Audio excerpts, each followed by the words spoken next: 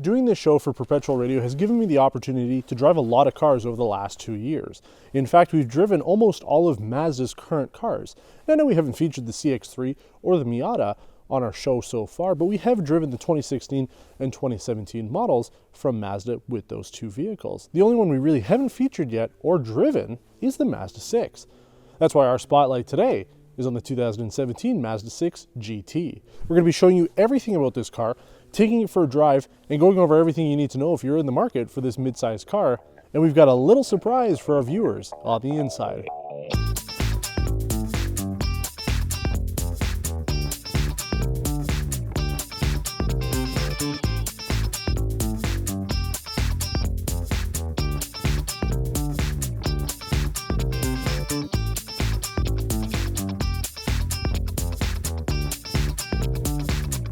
I know what you're thinking. The 2018 Mazda 6 has already been announced with its updated premium interior and turbocharged engine, so why bother buying this model? Well, first off, the 2017 is still in showrooms and available to buy today, and the premium changes coming with the new facelift will likely be found only in the signature trim, which won't be replacing the GT found here. Also, and most importantly for some buyers, the 6-speed manual transmission is being offered on the 2017 still, being one of only 3 mid-size family sedans sold in North America with that option. A lot of rumor around the 2018 Mazda 6 is floating around, like that all-wheel drive system found on Mazda's CX crossover SUVs, but the press information only talks about a 6-speed automatic. So let's talk about this car and why it's important for today's buyer. The crossover market is getting fiercely competitive and is eating away at the traditional family car like this. While most manufacturers still offer the mid-size model with their vehicle lineup, only the Mazda 6, Honda Accord, and Subaru Legacy can be configured with a 6-speed manual transmission, or you could go up market to the BMW M6 Grand Coupe if you still want a clutch pedal. But there's so much more to this car than just an extra pedal for the driver. The design of this car is one of the best on the market in our opinion, having the right proportions throughout its length. The front end follows the same design language found on other models in Mazda's lineup, but sports that illuminated lower grille accent which caught us by surprise. The rest of the forward lighting is all LED, including self-leveling and adaptive front headlights, which turn in the direction your wheels are pointing to help with night driving. Out back, we don't find any unnecessary displacement badging or trim level decor. The trunk provides plenty of storage for groceries, luggage, or camera equipment. The enhanced proximity key allows you to unlock the doors from the door handle or key fob and can be programmed to automatically lock when you walk away from the car, which works well if you're like me and you forget if you've locked up or not. The technicals of this car are pretty straightforward. The same 2.5-liter Sky Active G engine, which is found on the CX-5 and Mazda3 GT, produced 184 horsepower and 185 foot-pounds of torque.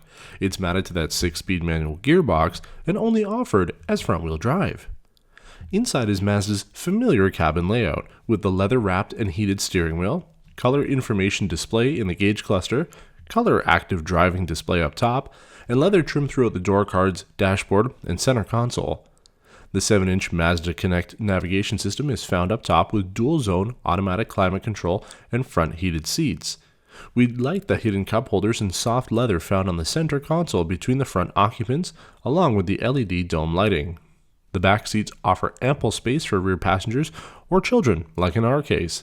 The car seat fits perfectly without trouble, and our 4-year-old can get in and out with ease. The outboard seats have heat controls in the center armrest along with cup holders. It's been mentioned that the interior design layout is very reminiscent of a BMW, and I agree with that statement. The center of the dashboard definitely feels like a 5 Series with the navigation screen location and center air vents. The rest of the interior also feels premium considering its $32,000 price tag. But it's more than just soft to the touch trim that makes a car's chemistry work. Does this mature sedan still have a soul? Yes, the Mazda 6 absolutely does have a soul, and that's very rare for a new car. All the other vehicles we've featured so far this year on Test Drive, they just feel like an appliance. It's like driving around in a fridge. But with the Mazda 6, I've really become part of the car.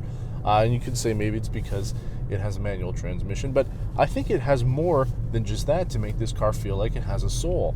The only cars that we really ever drive that feel like you have a connection with are older cars. We don't ever feel it with these new ones. The last car I really felt that with was our 1990 Honda Accord that we featured a little while ago. That car certainly had its own little personality, its own little soul, and we certainly wanted to make it part of the family. It's like bringing it in from the cold and keeping it inside to keep it warm like you would a dog. But none of the other new cars we've driven have been like that, but this one certainly does, and the Accord did not have a manual, so I'm willing to say that it has nothing to do with the fact that you feel a little bit more connected to the car mechanically. I think that they've just done a great job, Mazda, when it comes to an all-around great vehicle. You've got an excellent design all around. The interior feels a lot more premium than you're really paying for, and overall the drive has been fantastic, even with the weather being crap as it has been. You know, we brought this car home about a week and a half ago from Montreal. It was snowing pretty hard, and despite the fact that there wasn't really any plowing going on yet on the highway, this car made it back no problem. It's got winter tires and everything on it, and we were really impressed with being able to get back without really feeling like we were in any danger. But I do gotta say, on these roads right now, it is not really plowed, at least not the standards that I would consider they're plowed based on my bringing up in Ontario. This is really more like a skating rink, and the car certainly does lose some traction, and that's mostly because it is still front-wheel drive. If it had an all-wheel drive system, then it would not be an issue whatsoever. And I think if Mazda were to incorporate an all-wheel drive system into this car, that would become a game changer, because there are very few mid-size sedans that have all-wheel drive. As you know, we've been trying to do some live streams every time we have a vehicle available on test drive, so that we can kind of get an idea of what you guys want to know about the vehicle, so that we can kind of prepare ourselves for the full episode, because we usually film it. Sometimes we only have a couple hours with the vehicles depending on who we're working with, but in this case we're lucky because we've got this car for 2 weeks. This is actually a car from Mazda Canada, so we asked them if we could try out the 2017 Mazda 6, because we actually haven't driven the Mazda 6 ever, at least I haven't, not even one of the older ones. So we really wanted to get behind the wheel of it and see how this car performs.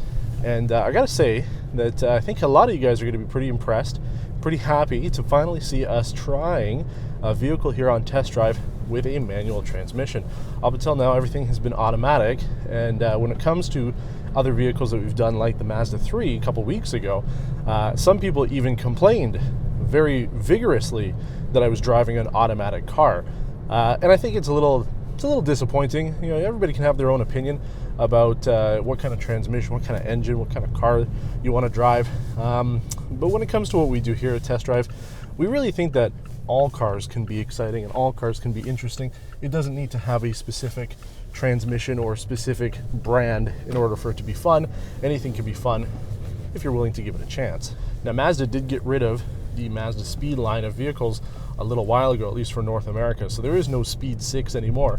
Those cars were certainly much more sporty than this, but I gotta say that this is an all-around enjoyable car to be able to put 4 people in. It's a great family commuter.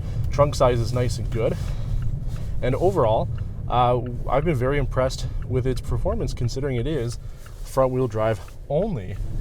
We are driving this car on Boxing Day, and I know when we did the live stream, we did have somebody ask for us to do some snow driving. We are technically doing snow driving. The roads here aren't plowed very well, but we're not going to be doing anything more than just driving around, unfortunately, because this is not my car. I'm not interested in having any issues with it, so we aren't going to be doing anything silly with it. But overall, we're just taking it for a little drive here, just so that you can kind of get an idea of how it is on the road. And I have to say, we've talked about this with the other Mazda vehicles we've driven. It feels very similar to the Mazda 3. It feels very similar, obviously, to the CX-5. It's based on the same platform, despite being front-wheel drive. They do drive in a very similar fashion. The cars are very comfortable to sit in. The ride handling is very comfortable as well. You don't feel a lot of the bumps. You don't feel a lot of the drive as you're going along, which is quite nice. It's a comfortable experience being in this car. And the other thing too, the sound insulation is pretty good on this car. We don't really hear too much of the road like we do in some other vehicles. It really is relatively quiet in here, that you could have a good conversation with your co-pilot or people in the back seat without having to shout or have to raise your voice to be able to hear over the sounds, because even in this crap weather where the roads are just caked in snow and you can really hear everything on those winter tires, it's actually pretty comfortable and quiet in this car. So this car has soul. It's well equipped and competitively priced. It has a lot going for it, so like other Mazda models, the 6-speed manual limits the features you can get on the GT, so keep that in mind if you're looking for added luxuries and safety tech. The GT still comes with quite a bit over the base model, such as larger 19-inch rims, auto-dimming rearview mirror, noise-isolating glass, LED lighting with that adaptive front headlight system, an 11-speaker Bose audio system, navigation, HomeLink, driver seat memory, leather seating throughout, and those color information and active driving displays. If you go for the automatic transmission, you could add the technology package, which comes with regenerative braking, active front air shutters, radar cruise control, smart brake support with forward obstruction warning and distance recognition, lane keep assist with lane departure, high beam control, and XM radio. Jump up to the fully loaded premium package, you'll also get Napa leather, black roof lining, premium stitching on the steering wheel, and upgraded interior trim colors and details. The 2017 Mazda 6 definitely competes well against the Honda Accord, Toyota Camry, Ford Fusion, and other midsize family sedans. We definitely liked the premium feel to the car's interior, the LED lighting throughout with the GT trim, the option of a manual transmission, the safety technology that always worked, and the overall design of the Mazda 6. We do have a short list of misses though, and they follow the same basic principles we've had with other Mazda vehicles in the 2017 and 2018 lineup. Android Auto and Apple CarPlay are a definite must, and the Mazda Connect system could use some improvements like a wider screen and quicker response times. We also weren't fully thrilled with the front-wheel drive performance in the snow, even with the better handling snow tires equipped on this car. Overall, the 2017 Mazda 6 still has a lot going for it, considering we're featuring at the end of its model year run. We've enjoyed our time with this car and love that we continue to pick it over our all-wheel drive CX-5, even with the poor road and weather conditions over the past week and a half. We definitely feel that Mazda has the potential to take this car into the premium segment if they continue to improve the interior details and options available on the Mazda 6. The Mazda Speed 6 might be dead in North America, but perhaps we'll see this model become the direct competition for the Lexus ES350. Thanks for watching this episode of Test Drive Spotlight on the 2017 Mazda 6 GT. As always, if you have any questions about this car, please leave a comment below, and don't forget to subscribe to our channel if you haven't done so already. We've grown a lot over the last year, and we're really looking forward to what we have planned for 2018, and your support helps make this show possible. So as we continue to grow, we hope to be able to have access to better vehicles, like this one from Mazda Canada, and other vehicles from enthusiasts all around Canada and across the world. Thanks for watching, and take care.